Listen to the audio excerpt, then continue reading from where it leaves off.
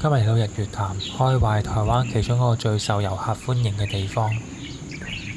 天氣唔算好好，啱啱落車櫃嘅時候仲落咗雨。雖然而家暫時未有落雨，但係雲都仲係好多。我哋而家行緊呢條岩壁步道，離今晚我會住嘅民宿比較近。如果一陣真係落雨，我都可以直接跑返去。呢度附近有一啲同蔣介石有關嘅歷史景點，就好似呢個蔣介石碼頭。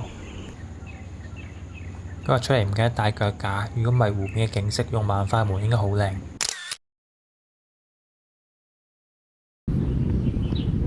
尋日睇天氣預報已經知今日會全日落雨，因為今朝仲好早起身去睇日出，所以已經預咗今晚喺民宿嗰度瞓成日。估唔到天氣越嚟越好，仲開始有太陽。如果天氣持續咁好，我可能會去搭遊船。啱啱見到最後一班船係5點幾，應該嚟唔切落船去其他地方行。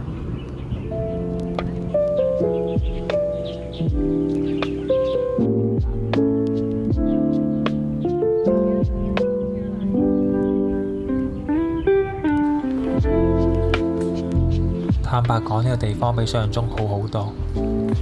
以日月潭為中心，附近有好多唔同嘅嘢玩，可以去搭下纜車，又可以踩下單車，又可以參觀下歷史建築。我諗如果時間夠嘅話，其實應該係可以安排到3日2夜嘅行程。呢啲風景其實有少少似香港嘅水塘。啱啱行一陣已經覺得有少少似城門水塘嘅 feel。嗰度啲松樹有8成似流水響。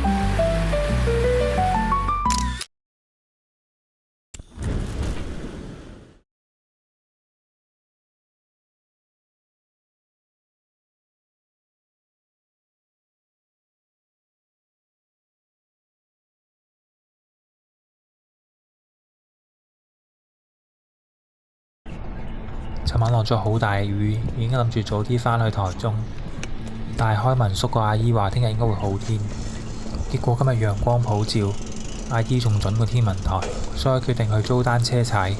我租咗呢間150蚊3個鐘，其實都算幾平。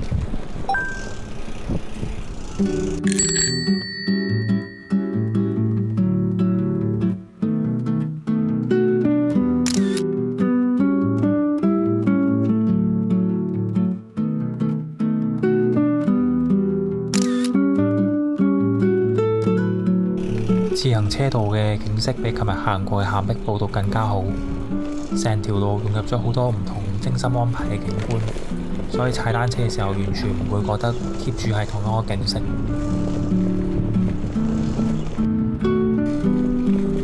唔知有一日會唔會圍住城門水塘起返條單車路，變成港版日月潭。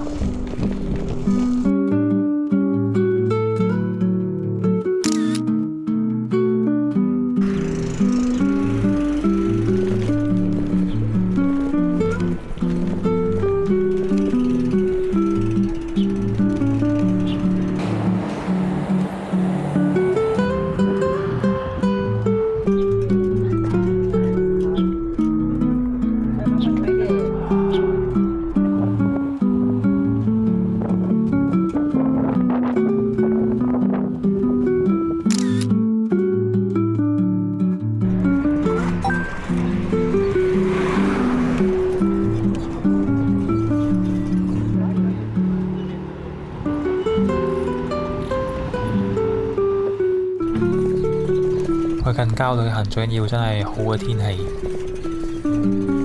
喺陽光同藍天下嘅月潭真係十分之靚。